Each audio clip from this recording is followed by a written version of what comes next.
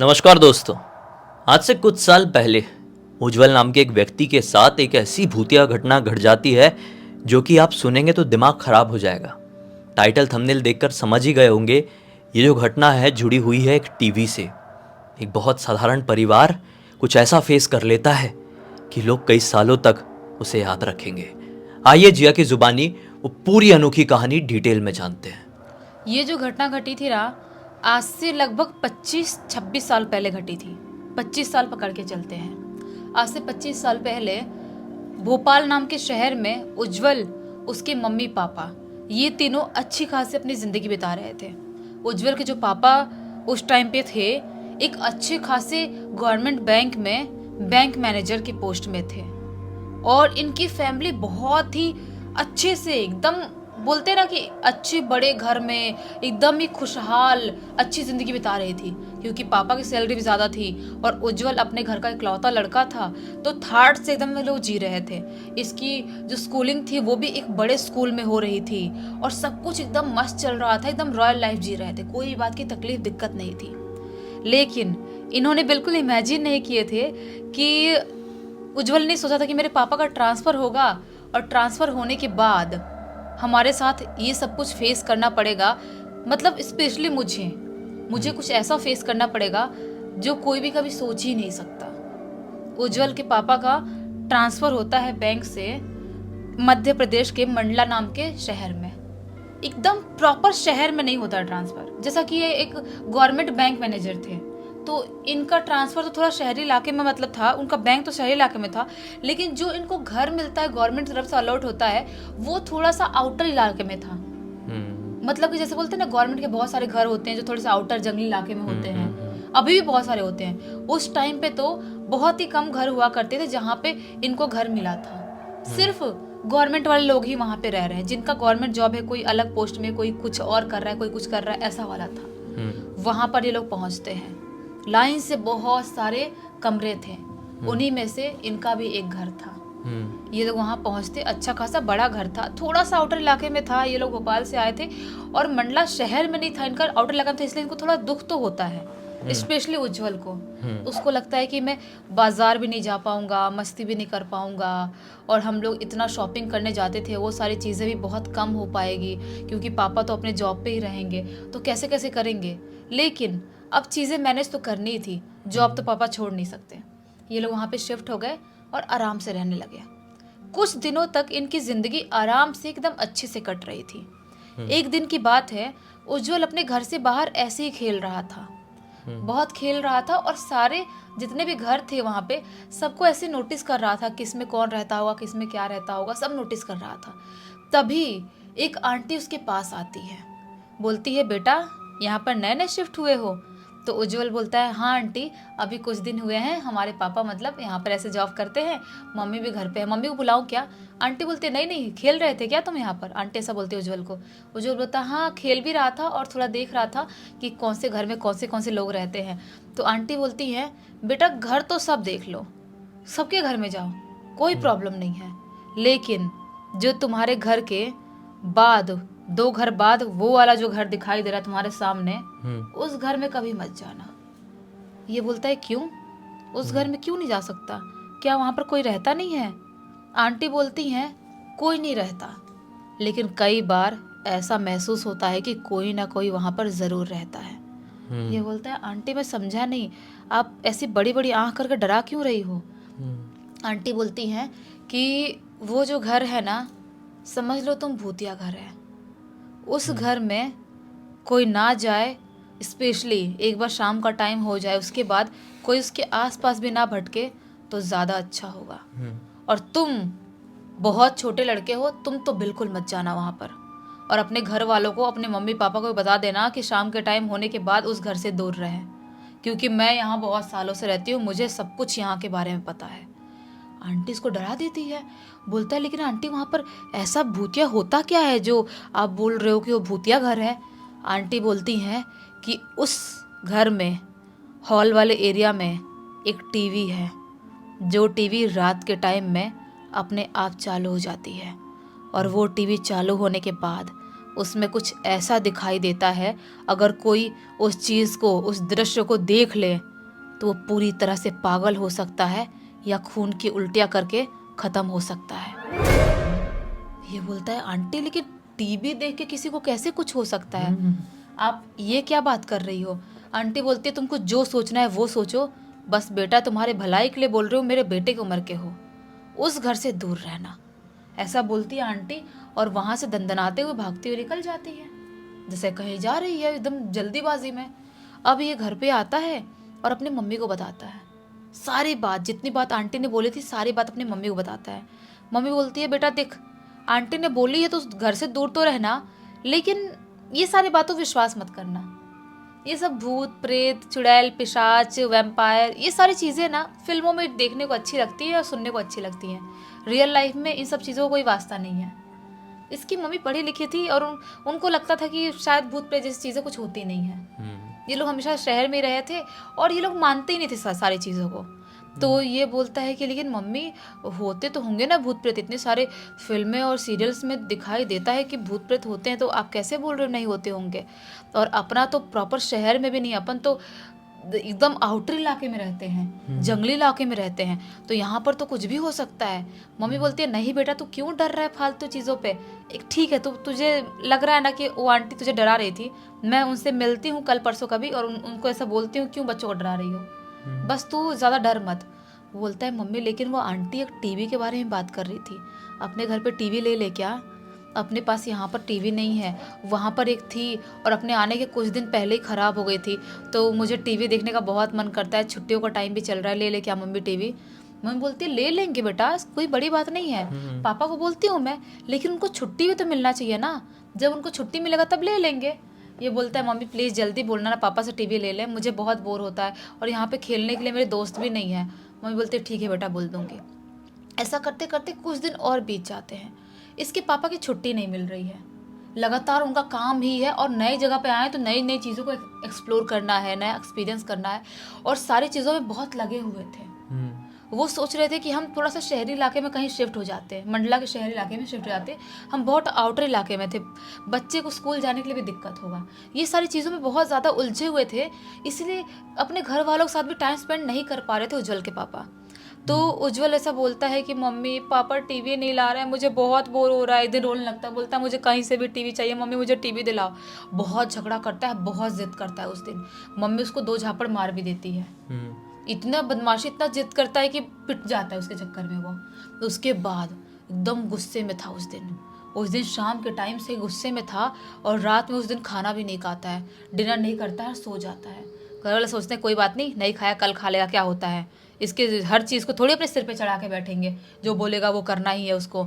ठीक है मानते कि लौता लड़का ले, इतना भी सिर पे नहीं चढ़ाना है। तो उसके पापा बोलता है छोड़ दो, नहीं खाया ना कोई बात नहीं कल खा लेगा, उसको छोड़ते हैं सोने के लिए। अब ये लोग भी अपने कमरे में सोने के लिए चले जाते हैं, लेकिन किसी ने भी इमेजिन नहीं किया था कि सब लोग सो जाएंगे, यानी कि उज्जवल के मम्मी पापा और पूरे मोहल्ले वाले सब लोग।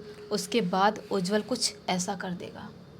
सब लोग सो गए, रात के लगभग 11:30-12 बजे का टाइम हो रहा होगा। उस समय पर आज से 25 साल पहले कोई भी इंसान जाग जाए ऐसा हो ही नहीं सकता था, लगभग सब इंसान सो ही जाते थे। सब लोग सो गए, पूरा सन्नाटा एकदम सुनसान फैला हुआ है पूरे मोहल्ले में। वो धीरे से अपने घर से बाहर निकलता है, अपने मोहल्ले में ऐसे ही देखता है कोई जाग तो नहीं रहा है, सब लोग सो गए हैं, और अपने घर के 2 घर आगे जो वो भूतिया घर था उस घर के अंदर एंटर कर जाता है। ये इसकी बहुत बड़ी गलती थी, बहुत बड़ी। उसकी ज़िंदगी भी ख़त्म हो सकती थी इस गलती की वजह से। वो उस घर में इसलिए एंटर करता है, उसने सोचा था कि जो टीवी रखी है वो टीवी मैं उठा लूँगा और घर पे लाऊंगा, बोलूँगा ऐसी रोड पे पड़ी हुई थी तो मैंने ला दिया, ऐसा बोल दूँगा। सोचा था उसने कि वो टीवी तो फालतू पड़ी हुई है ना, आंटी डरा रही थी, मम्मी ऐसा बोल रही थी भूत उत नहीं होते, तो मैं टीवी घर पे ला लूँगा। उस टीवी के लालच में उस घर में एंटर किया था। वो घर ऐसी कुंडी लगा हुआ है, ताला वाला कुछ बंद नहीं है उसमें, ऐसे खुला है। वो सोचता है कि वो आंटी तो बोल रही थी वहाँ पे कोई नहीं जाता, तो घर में कुंडी लगा हुआ ताला नहीं बंद है, ऐसे कैसे हो सकता है। वो धीरे धीरे करके कुंडी खोलता है आराम आराम से, ये कुंडी की आवाज़ ज़्यादा ना फैले और कोई उठे ना, और वो उस घर के अंदर एंटर कर जाता है। पूरा घर एकदम सुनसान, छोटा सा टॉर्च लिया हुआ था, टॉर्च से पूरे घर में देख रहा है, एकदम सुनसान बंजर, एकदम ही जाले लगे हुए हैं, एकदम क्रीपी माहौल फैला हुआ है उस घर का। मतलब जैसा कि फिल्मों में दिखाते हैं ना, एकदम ही भूतिया, निहायती भूतिया घर वैसा दिखाई दे रहा है। ये पूरा उस घर को देख रहा है, देखते देखते ऊपर वाले फ्लोर पे जाता है, ऊपर वाले फ्लोर पे भी देख के आता है। अब वो मेन नीचे आता है ग्राउंड फ्लोर पे, और वो टीवी ढूंढने लगता है। टीवी उसे एक कोने में पड़ी हुई दिखाई देती है। वो सोचता है वाह यार, टीवी तो मिल गई, अब मज़ा आएगा, टीवी लेके घर पे जाऊंगा, बहुत मज़ा आएगा, कल से टीवी देखूंगा। लेकिन सोचता है टीवी देखूंगा कैसे, एक काम करता हूँ, टीवी चालू करके देखता हूँ, चालू हो रही है कि नहीं। इतनी बड़ी टीवी थी, शायद ब्लैक एंड व्हाइट वाली टीवी होगी, उस ज़माने में ऐसी चलती थी ना।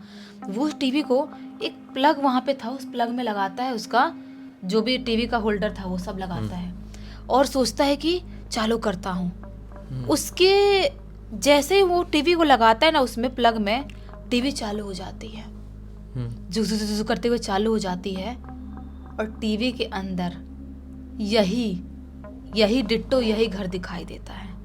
ये घर दिखाई देता है। इस घर में एक औरत एंटर करती है जो अच्छी खासी लंबी है, उसके बाल एकदम लंबे हैं काले से जो नीचे तक ज़मीन पे लहरा रहे हैं। वो औरत चिल्लाते हुए आती है और ज़ोर ज़ोर से अपने आप का सिर पटकती है दीवार पे।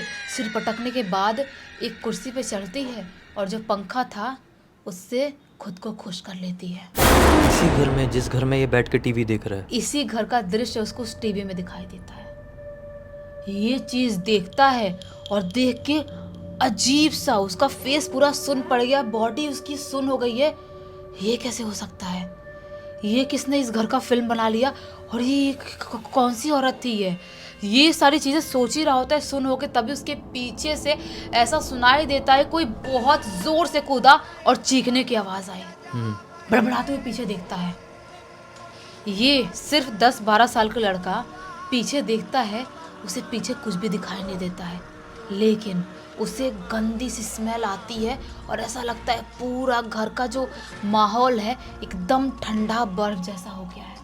ऐसा होता है और इस चीज़ को देख के इतना ज़्यादा घबरा जाता है। चीखने की आवाज़ आई थी, कूदने की आवाज़ आई थी, और जो टीवी में दृश्य देखा था उसकी वजह से वो घर से बाहर निकलने के लिए भागता है। लेकिन जैसे ही भागता है दरवाजे तक पहुंचता है, दरवाज़ा ठाम बंद, दरवाज़ा बंद हो गया मेन।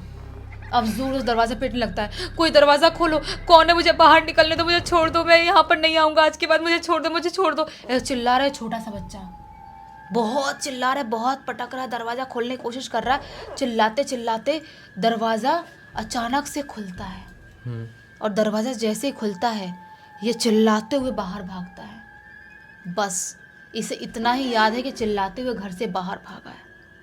उसके बाद कट्टू कट 6 महीने बाद इसकी आँख खुलती है अपने ही घर के बिस्तर पर। उस समय पर उसकी हालत बहुत ज़्यादा ख़राब थी, बहुत ज़्यादा। उसके पूरे हाथ पैर में काले काले निशान कटे हुए, सूख के एकदम हड्डी का ढांचा हो गया है। वो पूरी आँख नीचे काली पड़ गया है। वो अपने बेड से ऐसे करवट भी नहीं बदल सकता, हिल भी नहीं सकता, ऐसा उस खुद को महसूस करता है 6 महीने बाद। और उठता है और उसके मुंह से बस इतनी ही आवाज़ आती है, मम्मी मुझे बचा लो, पापा मुझे बचा लो, ऐसी आवाज़ आती है बस। मम्मी पापा दौड़ते हुए उसके पास आते हैं, उसको पानी पिलाते हैं, उसको कैसे कैसे उठा के बैठाने की कोशिश करते, बैठाते हैं। बोलता है कि मम्मी पापा मेरी ऐसी हालत कैसे हो गई, मैं ऐसा कैसे हो गया। तब जाके मम्मी पापा बताते हैं कि आज से 6 महीना पहले की बात है, तू हमें उस घर के सामने दिन के टाइम में तुझे ढूंढते हुए निकलते हैं तो पड़ा हुआ मिलता है। यानी सुबह सुबह ढूंढने निकले। हाँ, और उसके बाद तुझे बहुत होश में लाने की कोशिश करते, पूरे दिन होश में नहीं आता है, रात के टाइम में होश में आता है और अजीब सा चीखना चिल्लाना, अजीब व गरीब हरकत करना चालू कर देता है। उसके बाद तो खुद को मारता था, खुद को पीटता था, खुद का सिर पटकता था, खुद को काटता था, कोई भी धारदार चीज़ उठा के खुद को मार देता था। तो ऐसी हरकत करने लगा था और बहुत ज़्यादा लाउड हो गया था। हम तुझे बहुत सारे बड़े बड़े डॉक्टर्स को दिखाए, बहुत जगहों पे ले गए, लेकिन तेरी तबीयत में एक बूंद का कुछ भी आराम नहीं मिल रहा था। उसके बाद हम लोग इतने ज़्यादा परेशान हो गए थे, हमने उम्मीद छोड़ दी थी तो बच पाएगा। पूरे 6 महीने तक हमको लग रहा था तो नहीं बच सकता, तो तुझे बांध के रखने लगे थे, सिर्फ लिक्विड सलाइन से तेरे बॉडी में चल रहा है तो जिंदा रहे। उसके बाद एक पड़ोस की वही आंटी जिसके बारे में तो बता रहा था, वो आती है और वो बताती है कि हो सकता है वो उस घर में गया होगा, उसके साथ कुछ ना कुछ ऐसा भूतिया कांड हो गया है, आप लोग किसी बाबा जी को दिखाओ। फिर बाबा जी को बुलाया जाता है, झाड़ फूक होता है, और बहुत दिनों तक झाड़ फूक होने के बाद अब जाके तू होश में आया है, और अब ऊपर वाले की कृपा से शायद तो बच सकता है हमारा बच्चा। तू आज के बाद कभी ऐसी जगह मत जाना, ऐसा कुछ भी कांड मत करना, ऐसा बोलते हैं घर वाले। तो सही बात है यार, ऐसा कांड हुआ ही उसके साथ। हाँ। इस कहानी से एक बहुत बड़ी सीख भी मिलती है कि कई बार हम बचपने में अलग अलग चीज़ों का बहुत लालच कर लेते हैं और कहीं पे भी रखी हुई पड़ी हुई चीज़ उठाकर घर पर ले आते हैं। दुनिया में किसी भी चीज़ में भूत प्रेत हो सकते हैं, जादू टोना हो सकता है। कल की ही बात है, मैं जिया कल की नहीं आज की बात है, मैं तुमको ताले की भी कुछ बता रहा था। हाँ। तो रास्ते में पड़ा हुआ ऐसा कोई ताला वाला भी मिले, मतलब कुछ भी चीज़ मिले उसे मत उठाइए, क्योंकि हर एक चीज़ के ऊपर जादू टोना करने का, भूत प्रेत डालने का एक रिचुअल होता है, और किसी भी चीज़ को हॉन्ट किया जा सकता है, पजेस किया जा सकता है। ये टीबी भी उसी प्रकार से हॉन्ट रही होगी, इनके घर पर आई और सब कुछ पूरी तरीके से बर्बाद होता होता किस्मत से बच गया। इस पूरी घटना की जानकारी किसने दी है? इसने खुद उज्जवल ने लिख के भेजा है, बहुत हिम्मत करके। बड़ी हिम्मत लगी होगी भाई। चलो खैर, इसे एक नोट के साथ इस कहानी का बंद करते हैं। अब तक इस वीडियो को देखें तो लाइक ज़रूर कर देना, चैनल को सब्सक्राइब करके बेल आइकन दबा के ऑल के ऑप्शन में क्लिक करना, क्योंकि इसी तरह के हैरान कर देने वाले खौफनाक वीडियोस डेली आप लोगों के सामने लेके आते रहते हैं। इंस्टाग्राम की लिंक इस वीडियो के डिस्क्रिप्शन बॉक्स में मिल जाए, क्लिक करके डायरेक्टली वहाँ पर पहुँच जाना। और इसी तरह की कोई भी कहानी, टॉपिक या जानकारी आप लोगों के पास भी है तो लिख भेजना, हो सकता है हमारा अगला वीडियो कल आपके हिसाब से बन रहा हो। तो चलिए कल फिर से मिलते हैं, तब तक के लिए बहुत बहुत धन्यवाद। आपका दिन शुभ हो।